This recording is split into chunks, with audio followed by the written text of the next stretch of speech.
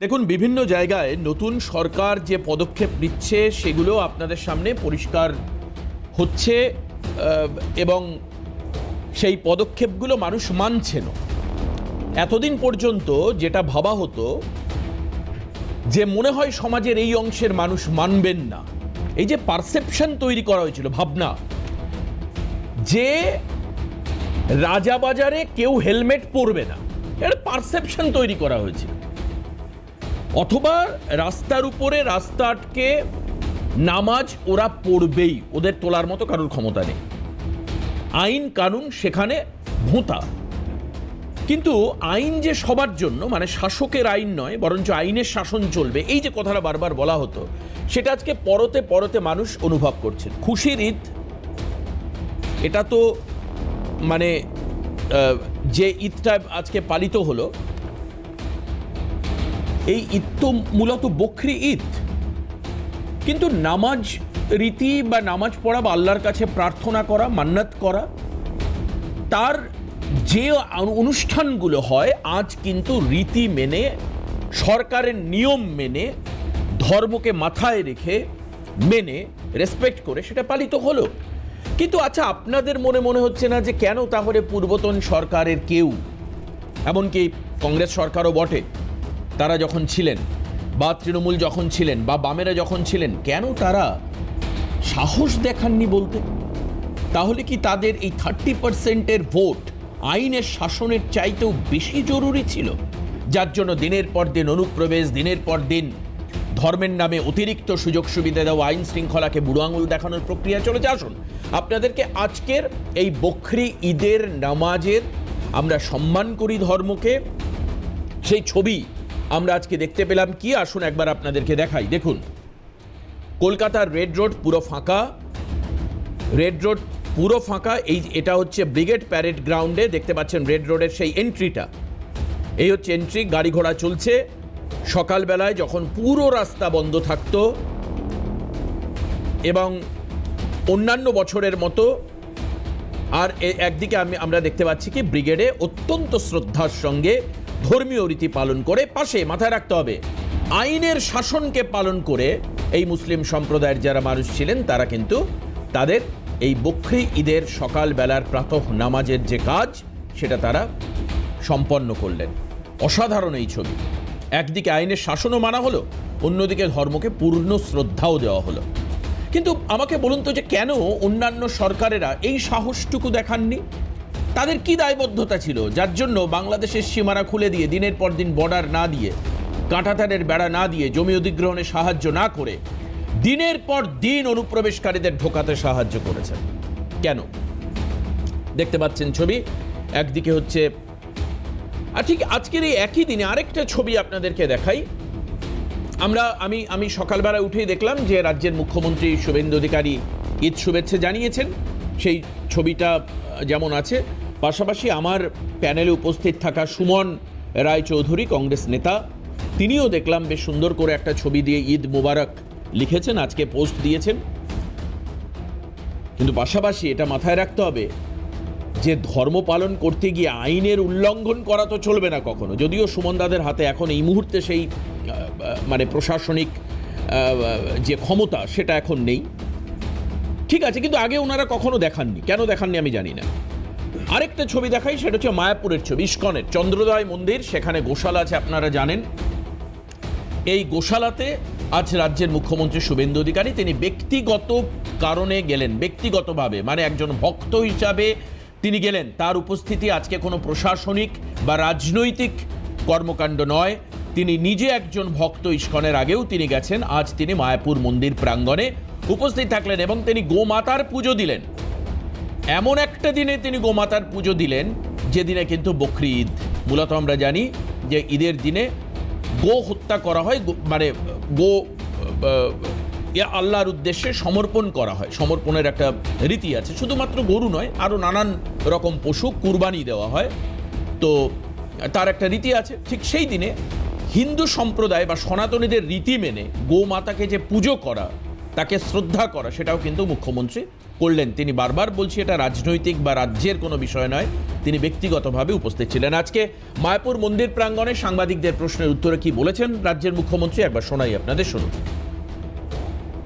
এখানে আছে, আমি এখানে হৃদয়ের সঙ্গে এসেছি। আমি একজন সনাতনী, আমি ইস্কনের পরম ভক্ত।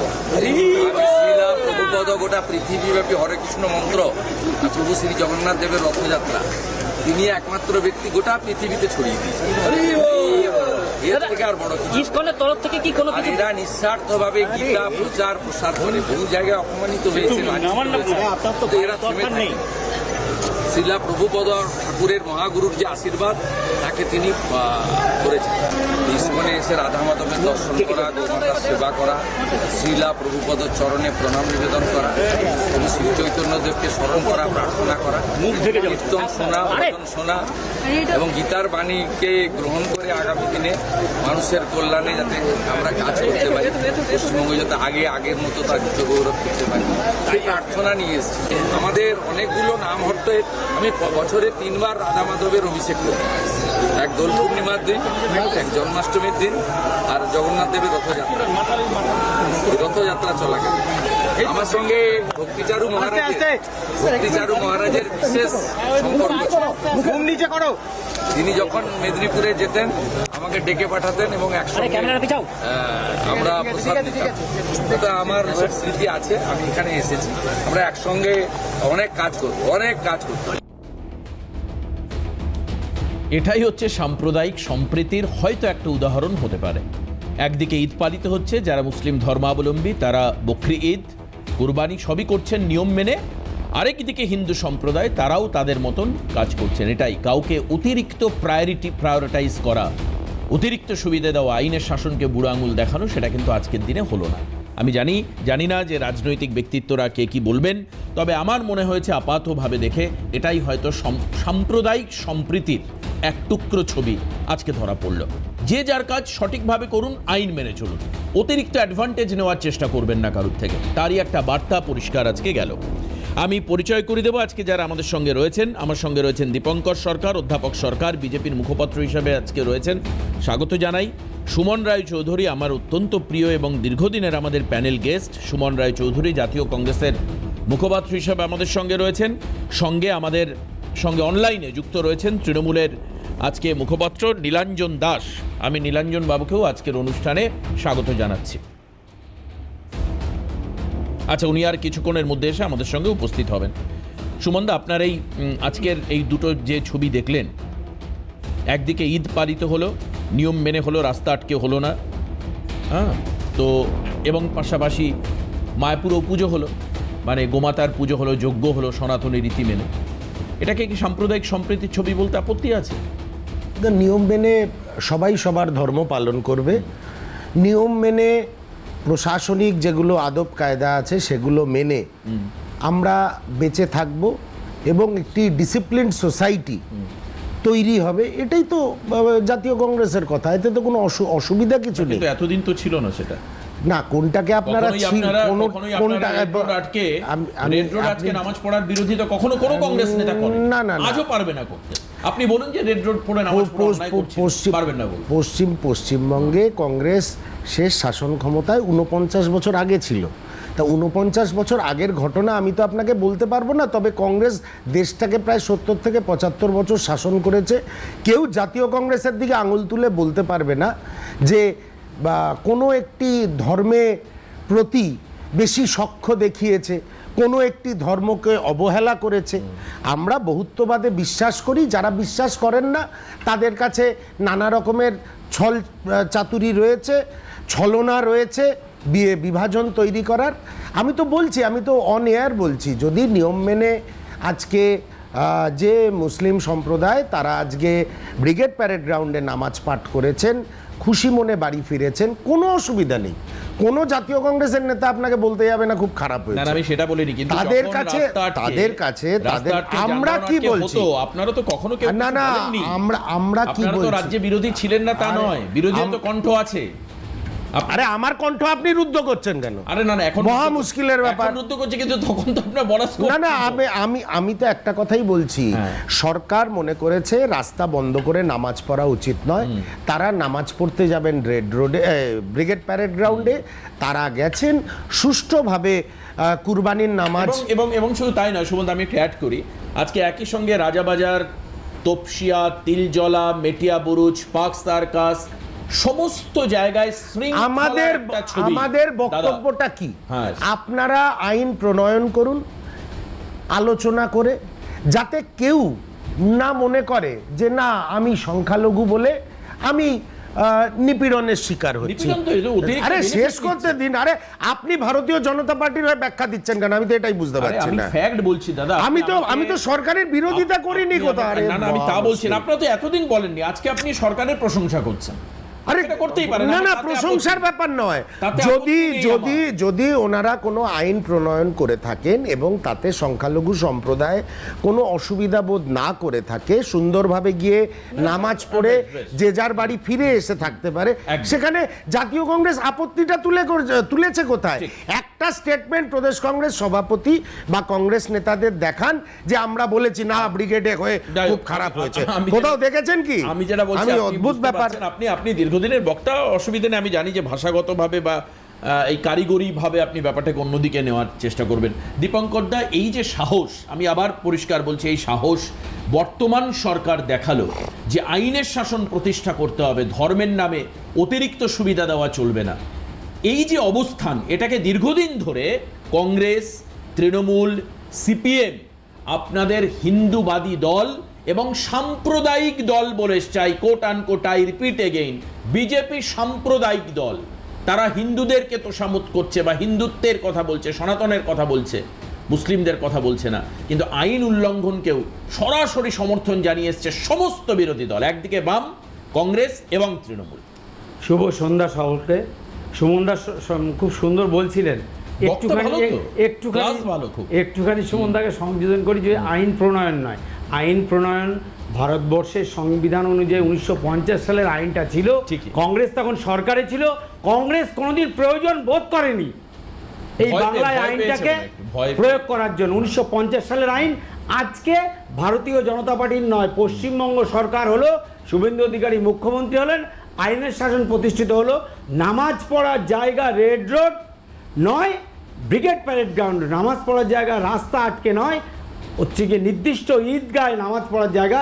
সারা পশ্চিমবঙ্গের মুসলিম সমাজকে আমি ধন্যবাদ দিচ্ছি, কারণ তারাও আইনের প্রতি শ্রদ্ধা জানিয়ে আজকে যে আইন 50 সালে ছিল পশ্চিমবঙ্গে পালন করার জন্য আজকে এত বছর পরে ভারতীয় জনতা পার্টি বা পশ্চিমবঙ্গের নতুন সরকার সেটাকে পালন করবে। মানে আমি বলি আজকে সম্প্রদায়কে আনডিউ অ্যাডভান্টেজ, মানে ওনারা চাননি কিন্তু আনডিউ অ্যাডভান্টেজ দরকার। এতদিন ধরে তো ওদেরকে যেভাবে করলে ভালো হতো, কোনোদিন বলেনি ভাই তোমরা আইনটা মান, একদম তাই, কোনোদিন বলেনি ভাই তোমরা আইনটা মানো। এটা কোন দায়বদ্ধতা দাদা? এটা এই আইন এই দায়বদ্ধতা রাজনৈতিক যে রাজ্যের ধরুন যে রাজ্যের মুখ্যমন্ত্রী রাস্তায় রেড রোডে দাঁড়িয়ে, সুমন একটু রেড রোডে দাঁড়িয়ে একটা সম্প্রদায়কে হিন্দু ধর্মকে গন্ধ ধর্ম বলেছিলেন গত নামাজে, তাহলে সেই রাজ্যে তো আনডিউ অ্যাডভান্টেজ তারা নেবেই, যে আমাদের এত তো সমত করেছে, বলেছিল 1 সেকেন্ড ছেড়ে দিলে নাকি পশ্চিমবঙ্গে তারা কি করে নিতে পারে।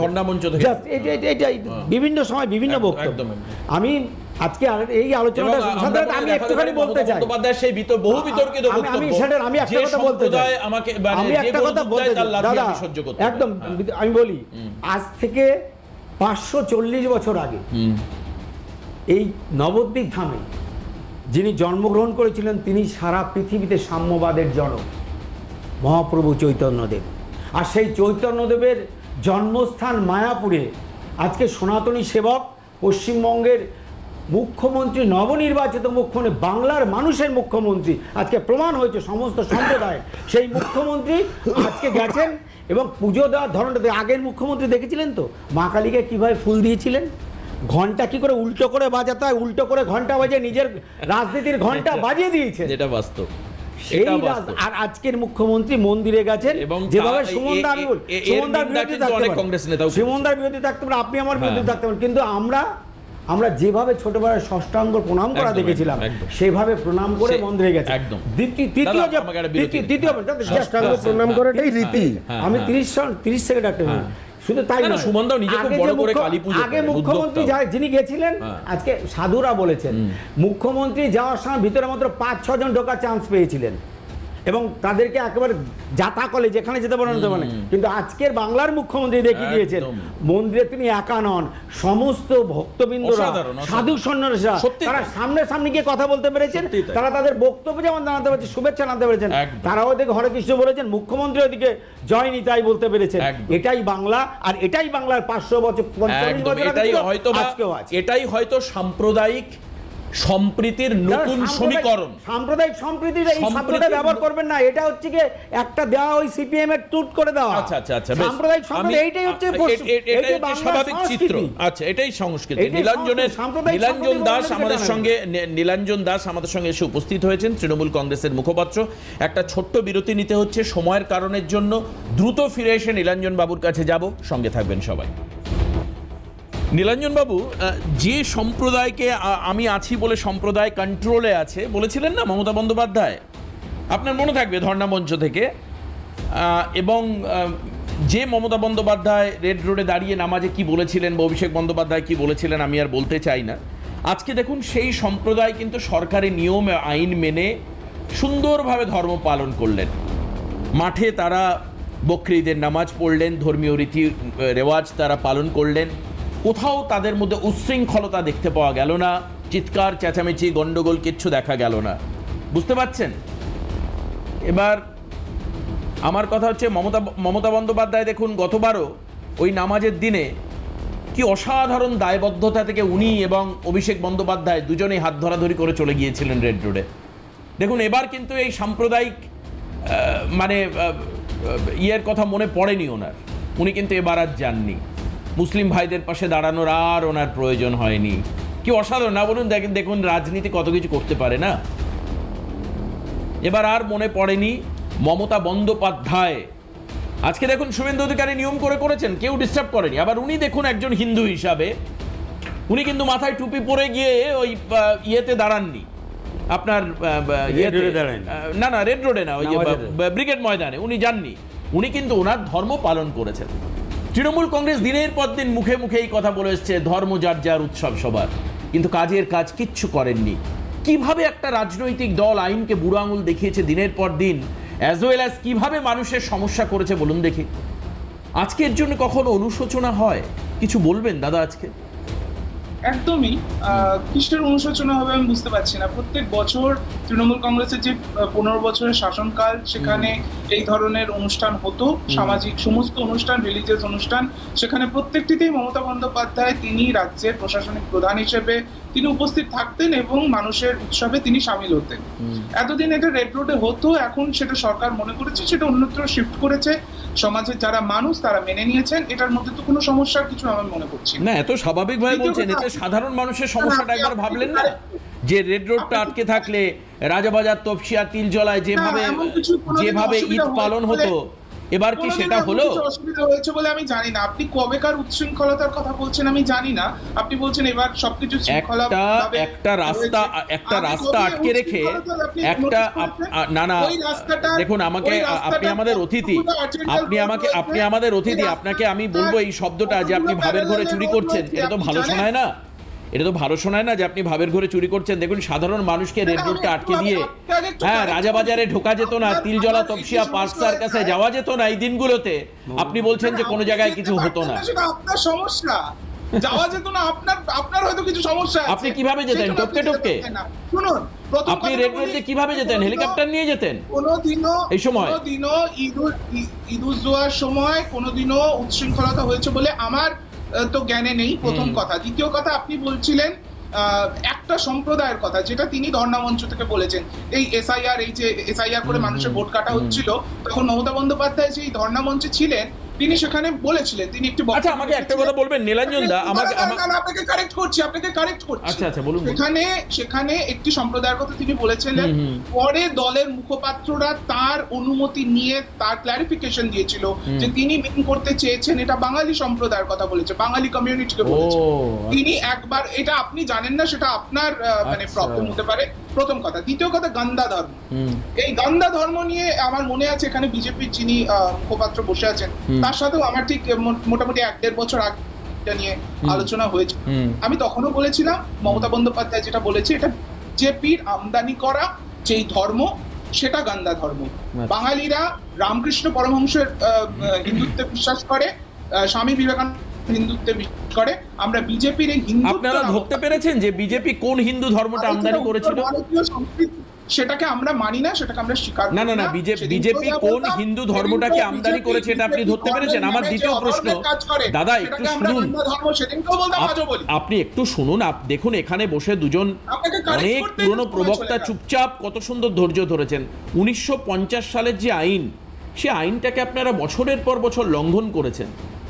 আপনি আজকে কিছুই লঙ্ঘিত হয়নি। রাজ্য সরকার এটাকে ছাড় দিতে পারে, সেটা আছে রিলিজিয়াস পারপাসের জন্য, সেটাকে রাজ্য সরকার ছাড় দিতে পারে। এবার রাজ্য সরকার দেননি, মিটে গেছে, তারা দেননি। মানুষের রুলস, যেই রুলস করেছে বর্তমান রাজ্য সরকার, সেটাকে মেনে মানুষ করেছে। সেটা যদি কেউ কোথাও উল্লঙ্ঘন করে থাকে তো সেটাও রাজ্য সরকারের ওপরেই দায় হবে। এর এতদিন অবধি যতগুলো সরকার এসেছে, সেটা কংগ্রেস আমল বলুন, বাম আমল বলুন, তৃণমূল আমল বলুন, প্রত্যেকটা ক্ষেত্রেই বকরি ঈদের সময় ওই যে অ্যানিমাল ক্রুয়েলটি অ্যাক্ট, সেটাতে একটা ছাড় দেওয়ার জায়গা রাজ্য সরকারকে ছিল, সেটা রাজ্য সরকাররা দিয়েছে। কেন দিতেন ছাড়টা? না কেন দেওয়া হতো? কেন ছাড়টা? তোষামোদের ছাড়, তোষামোদের কি আছে? তাহলে এতদিন যতগুলো সরকার করে এসেছে, দেখুন এটাই তো আপনাদের সমস্যা। আপনারা তো মানুষের প্যাম্পারিং এর ছাড় এটা বোঝেন না। যেই বাংলায় 30% মুসলমানরা থাকে, তাদের একটা, তাদের ইসলামিক একটা কালচার, একটা ট্র্যাডিশন, যেখানে তারা স্যাক্রিফাইস করে অ্যানিমাল, তারা পশু তারা স্যাক্রিফাইস করে। সেটাতে আপনাদের সমস্যাটা কোথায়? এবং শুধুমাত্র খেয়ে উল্লাস করা, এটা রক্তের উল্লাস নয়। মানে দেখুন, আপনার মধ্যে অবলা প্রাণীদের সম্পর্কে এটুকু মানবিকতা নেই। আমি জানি না কার কি কালচার, আমি জানি না কার কি কালচার, আমি জানি না। আমি একটু বলবো? হ্যাঁ নিশ্চয়ই। আচ্ছা আমি দীপঙ্কর দার কাছে যাব। নীলাঞ্জন বাবুকে আমি 2-1 বিভিন্ন প্যানেলে মিট করেছিলাম। ইয়াং ভদ্র মানুষ, শিক্ষিত মানুষ, সেদিক দিয়ে কোনো অসুবিধা নেই। কিন্তু উনি এই মুহূর্তে একটা বিলুপ্ত সম্প্রদায়ের প্রতিনিধিত্ব করছেন। আপনি যদি বিলুপ্ত প্রায় না, বিলুপ্তই। আজ ওনাদের মুখপাত্ররা, প্রাক্তন সাংসদরা বিভিন্ন পদ থেকে ইস্তফা দিয়েছেন। মানে তাসের ঘরের মত, মানে মাল কামানোর রাস্তা যেই বন্ধ হয়ে গেছে, দলটার দোকান বন্ধ হয়ে গেছে। হ্যাঁ, দোকানদারকে আর কেউ মানছে না, উনি তাদের প্রতিনিধিত্ব করছেন। আমার খারাপ লাগছে যে রাজনীতি করব। আরে দাঁড়ান না, হ্যাঁ আপনার এত প্রশংসা করলাম, আপনি শিক্ষিত মানুষ, যুবকদের প্রতীক। আপনাকে আমি ব্যক্তিগত স্তরে আমার খুব ভালো লাগে, আপনাকে শিক্ষিত মানুষ আপনি একজন। কিন্তু দলটা বিলুপ্ত প্রায় কেন হলো? ওনাদের এই জিনিসটা ওনারা কখনো অনুধাবন করার চেষ্টা করেন না। বিলুপ্ত এই কারণে হলো, একটা দলের যদি গঠনতন্ত্রের মধ্যে নীতি আদর্শ কিছু না থাকে, এক সফট এই র্যাডিক্যালিজম, আর আরেকটা হচ্ছে যেভাবে হোক টাকা রোজগার করো। তা আমি যদি দেখি যে আমার যিনি ক্যাপ্টেন, তিনি ঘরে ঢুকে গেছেন, তিনি আর কোনো ধর্ণা আন্দোলন কিছুতেই নেই, না ঘরে ঢুকে গেছেন আন্দোলন, তো সেই ঘর তো ভেঙে পড়বে। তা নীলাঞ্জনে আমার ছোট ভাইকে এতটা কথা বলিয়ে এত বিড়ম্বনা আপনারা পেয়েছেন। আমি তাহলে আর বিড়ম্বনা বাড়াচ্ছি না, একটা বিরতি নেব। কিন্তু বিশ্বাস করুন, আমি প্রায় 17 বছর ধরে এই পলিটিক্যাল প্রোগ্রাম করি। যে দলের 80 জন বিধায়ক আছেন, জনপ্রতিনিধি, যে দলের 29 জন লোকসভার সাংসদ রয়েছে, এত খারাপ অবস্থা, মানে দৈন্য দশা আমি আগে কখনো দেখিনি। আমায় মার্জনা করবেন যদি শব্দ চয়নে কোনো ত্রুটি হয়। 80 জন জনপ্রতিনিধি এবং 29 জন লোকসভার সাংসদ থাকা দলের এই বিড়ম্বনা আমি আগে কখনো দেখিনি। This is the first time. সব জেলা পরিষদ, সব জেলা পরিষদ, পঞ্চায়েত, কর্পোরেশন, মানে এই দুর্দশা দেখিনি আগে দাদা। আর সব এই যে দলের গঠনতন্ত্র নিয়ে সুমনদা যে কথাটা বললেন না, আমি এটা নিয়ে আলোচনা নয়, তবে সুমনদা খুব কথা বলেছেন, খুব লিউক্রেটিভ, খুব লোভনীয় কথাটা কি, সেটা যে মাল কামানোর রাস্তা বন্ধ হয়েছে তো দল ছাড়ছে। সত্যি কি তৃণমূল নেতারা মাল কামাতেন? বিরতির পর ফিরে একটা ছবি দেখাবো আপনাদের, খুব ইন্টারেস্টিং। না বন্টন করতেন, লণ্ঠন নিতেন নাকি আমি জানি না, বাট বিরতির পর একটা ছবি দেখাবো একজন পঞ্চায়েতের ভাইস প্রেসিডেন্ট কি করতে পারেন বিয়ন্ড অফ অল ইমাজিনেশন। আমি জীবনে দেখিনি, আপনাদের দেখাবো সেই ছবি। বিরতির পর ফিরে এসে সঙ্গে থাকুন। ফিরে আসলাম আলোচনায়। আপনাদেরকে একটা ছোট্ট ছবি দেখাবো, কিন্তু ছবিটা আনইন্টারাপ্টেড দেখাবো, কোনো রকম বিড়ম্বনা থাকবে না। খুব ভালো করে দেখুন। যে ব্যক্তি এই বাড়ির মালিক, আর তার বাড়ির ছবি দেখাবো, যে ব্যক্তি এই বাড়ির মালিক তার প্রশাসনিক পদ হচ্ছে তিনি বন্দিপুর গ্রাম পঞ্চায়েতের উপপ্রধান। আসুন তার বাড়ির ছবি আমরা দেখি। দেখুন, দেখতে থাকুন, ভালো লাগলে বলবেন পরে।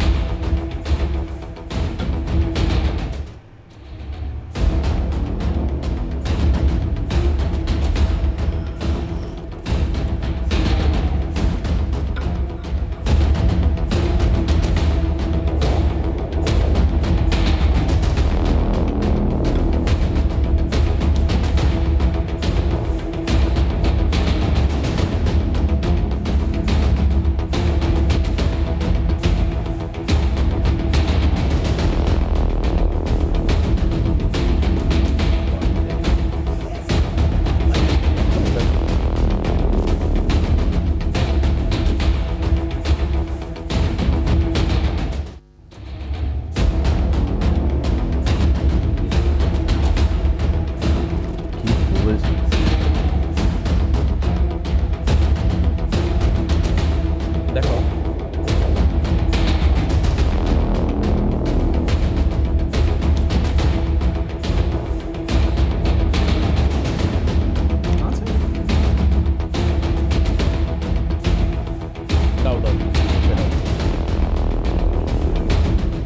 দ্য গ্যালাক্সি হাউস কেমন লাগলো সবার? একজন তৃণমূলের পঞ্চায়েত উপপ্রধানের বাড়ি। তবে পঞ্চায়েত উপপ্রধানের এটা কি পৈতৃক ভিটে? বাবা কি কয়েকশো কোটি টাকার মালিক ছিলেন? বিস্তারিত আমরা জানি না। আমরা আশা করি এই প্রোগ্রামে সুমনদাও জানবেন না, হয়তো দীপঙ্কর দাও জানবেন না, হয়তো জানতে পারেন একমাত্র নীলাঞ্জন দা, কারণ যেহেতু ওনার দলের লোক। দাদা, ওনার কি কোনো অন্য রোজগার ছিল? মানে আমরা বাড়িটা দেখালাম, ছবিটা পেয়েছি, এই ব্যক্তি তোলাবাজির অভিযোগে গ্রেপ্তার হয়েছেন, নাম প্রসেনজিৎ দাস, প্রশাসনিক ডেজিগনেশন মানে এতে বন্দিপুর উপপ্রধান পঞ্চায়েতের। কিন্তু আমি এখনো জানি না যে ওনার এই বাড়ি এটা কি পঞ্চায়েতের পয়সায় করা নাকি অন্যান্য কোনো বড় রোজগার ছিল, আমি জানি না দাদা। আমি আপনাকে জিজ্ঞেস করছি, আমি নিজে স্যারেন্ডার করছি, আমার কাছে ইনপুট দিতে পারেনি আমার লোকেরা। আমিও এই বিষয়টা সারেন্ডার করছি, আমিও জানি না যে টাকার না জানাটাই স্বাভাবিক। আপনি যেহেতু সেটা সরকার বলতে পারবে, সরকার একটু ইনভেস্টিগেশন করুক। আপনাদের কাছে আমার দুটো প্রশ্ন। এক হচ্ছে বিজেপির কাছে প্রশ্ন যে ইনি কি ভালো তৃণমূল না খারাপ তৃণমূল? কারণ বিজেপি তো এখন ভালো তৃণমূলদের জন্য দরজা জানলা খুলে দিয়েছে, তো ওই জন্য জিজ্ঞাসাটা করলাম যে এই সমস্ত এলিমেন্টগুলো কি তারা নেওয়ার জন্য তৈরি, প্রথম কথা। দ্বিতীয় প্রশ্নটা হচ্ছে যে আপনারা একটু ইনভেস্টিগেটিভ জার্নালিজম করুন, আপনারা একটু দেখুন তো বিজেপিরও তো জায়গায় জায়গায় প্রচুর পঞ্চায়েত প্রধান উপপ্রধান রয়েছে, তাদের একটুখানি মানে তারা কিরকম থাকেন একটুখানি যদি বিভিন্ন জায়গায় বলতে আমাদের পশ্চিমবঙ্গের মধ্যে না বাইরে, বাইরের রাজ্য বলছেন না পশ্চিমবঙ্গে, তার মানে 4 তারিখ অবধি আপনার প্রশাসন ছিল, আপনি বার করতে পারেন, এখন আমাকে রাস্তায় বেরোতে হবে এই বয়সে। আমার তো এনি ইন্টারেস্ট ছিল না। আর তৃণমূল কংগ্রেস এই বয়সে এখন আপনি বলছেন আপনি বেরোন রাস্তায়। তৃণমূল কংগ্রেস তো গিয়ে বিজেপি বা অন্যান্য বিরোধীদের কার কি সম্পত্তি আছে বা কি আছে সেই নিয়ে তো কাউকে অ্যারেস্ট করেনি, সেটাই নিজেরা সম্পত্তি বাড়ানোর চেষ্টা করেছিলেন। মমতা বন্দ্যোপাধ্যায় তো এতই উদার ছিলেন, সত্যি তাই, বাবা সত্যি তাই, যারা খুন করেছে হাত কেটে দিয়েছে একদম। তৃণমূল কংগ্রেস তো উদারের ঠেলায় ফুলচাঁদ শেখ, তপন কান্দু সব পৃথিবী ছেড়ে চলে গেছে। আর ওই এত উদার মমতা বন্দ্যোপাধ্যায়, তাপস মণ্ডলের বাগান বাড়ি, শান্তনু সিনহা বিশ্বাসের প্রসাদের মতো বাড়ি, প্রশান্ত বর্মন আপনাদের সময়কার ভিডিও। আরে দিলীপ মণ্ডলকে ভুলে যাচ্ছেন কেন? বাড়ির ভিতরে স্ট্যাচু। হ্যাঁ, দিলীপ মণ্ডলের বাড়ি আমাকে দিতে হবে। অসাধারণ দাদা, অসাধারণ।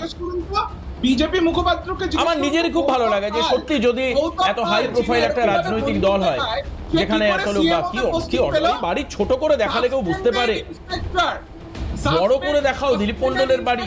Kalighat police station. হ্যাঁ, এই যে কি সুন্দর বাড়ি দেখুন, রিসর্টের মতো।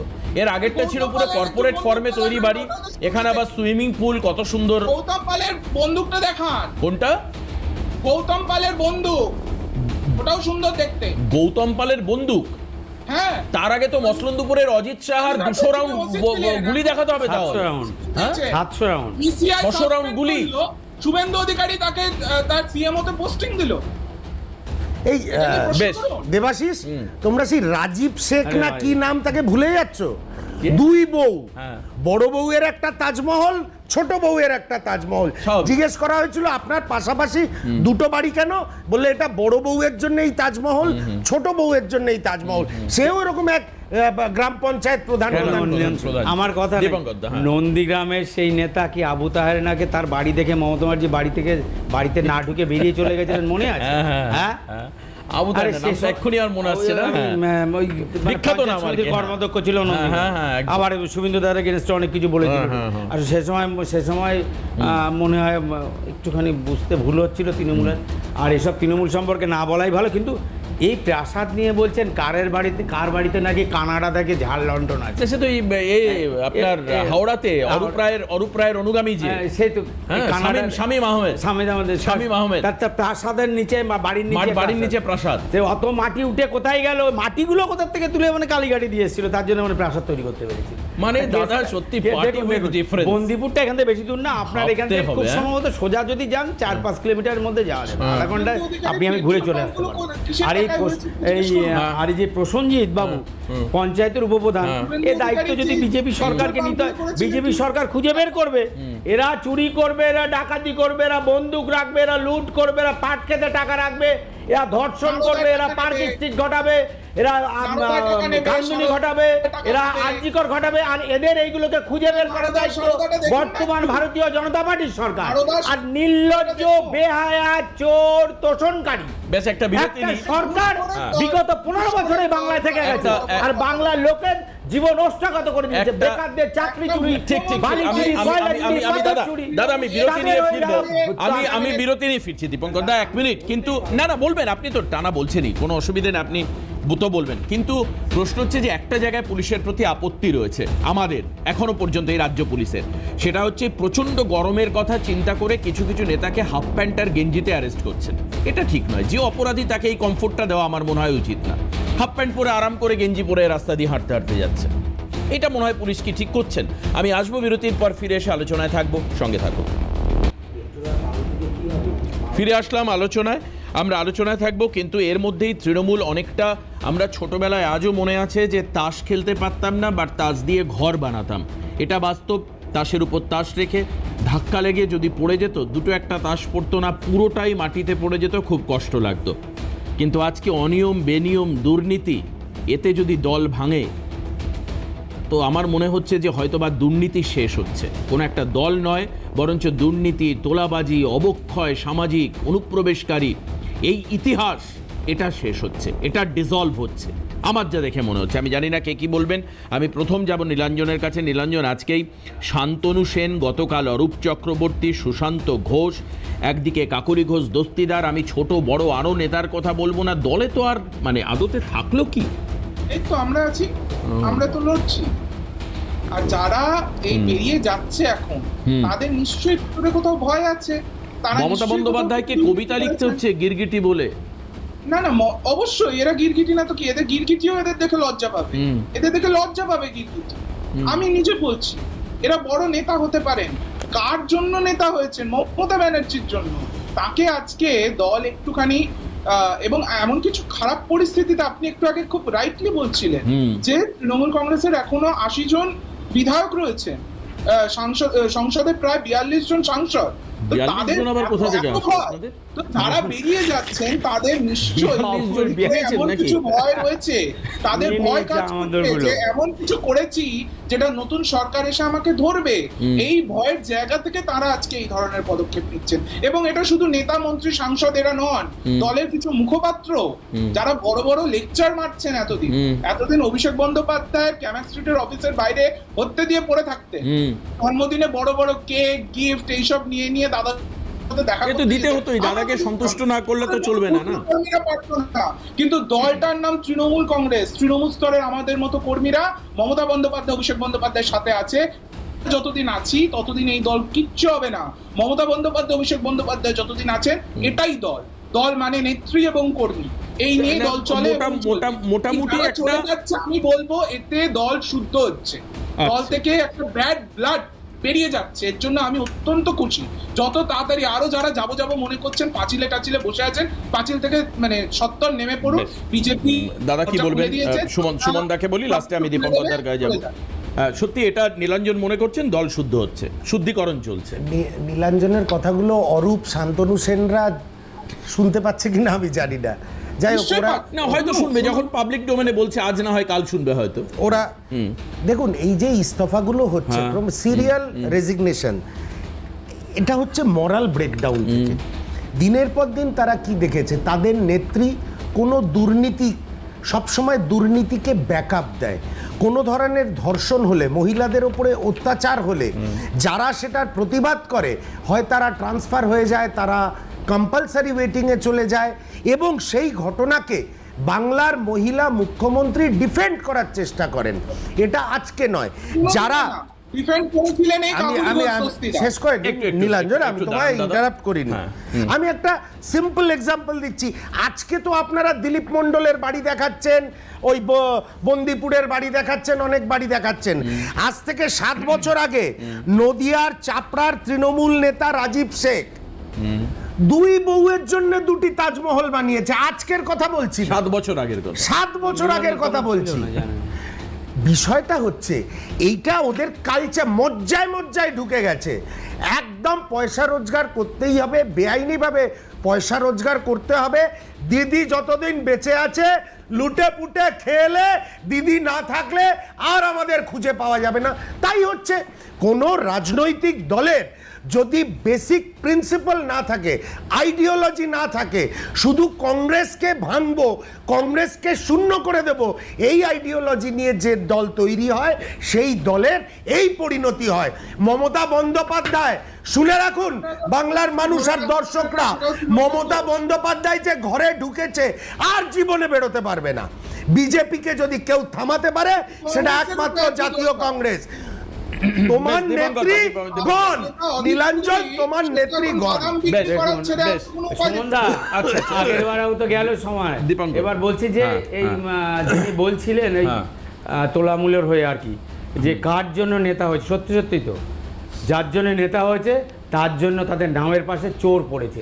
সেজন্য সৌগত রায়ের মতন একজন অধ্যাপক প্রফেসর মানুষ, তাকে রাস্তায় যেতে গিয়ে ডিম খেতে হয়, পচা ডিম ফেলতে হয়, তার গায়ে মারে এবং চোরদের বদনাম নিতে হয়। এটাও কিন্তু সত্যি, দুটো জিনিসই সত্যি।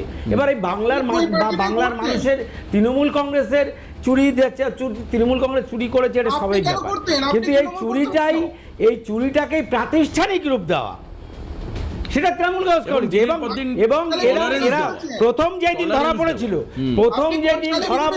নন্দীগ্রামের বাড়ি, সেই নন্দীগ্রামের বাড়ি থেকে শুরু করে এই যে রাজীব শেখের কথা বলছিল, এদের কথা শুরু করে সেই দিন যদি ব্যবস্থা নিত, তাহলে বাংলার মানুষের যুব সমাজের চাকরি চুরি হতো। কোথাও ক্যামেরা বাড়ি, কোথাও হাতি বাড়ি। যুব সমাজের জন্য চাকরির সংস্থানের জন্য ফর্ম ফিল-আপের জন্য হাজার হাজার টাকা দিতে হতো না। বাংলার মায়েরা বাড়িতে বসে সম্মানে থাকতে পারতেন।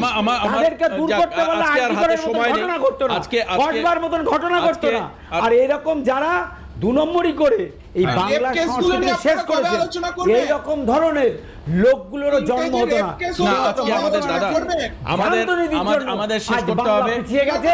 আর এই তোলামূলকে শেষ, কোনোদিনও আর আসতে না, হবে না। আমাদের পাশের ঘরের মতো আমাদের শুধু আজকের কোনোদিনও আসবে না। আচ্ছা আজকের অনুষ্ঠান এখানে শেষ করতে হবে।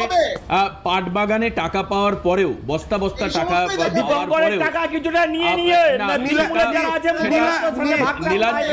নীলাঞ্জন ভালো ছিলেন।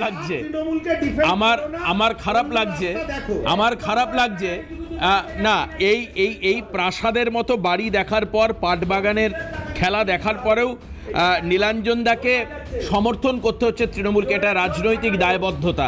আমি জানি না যে ভালো তৃণমূলের একত্রিত হয়ে ভালো তৃণমূল তৈরি করতে পারবে কিনা। তবে প্লিজ বিজেপিতে এসে মানুষের ইম্প্যাক্ট, ইমেজটা খারাপ করে দেবেন না, এটাই অনুরোধ।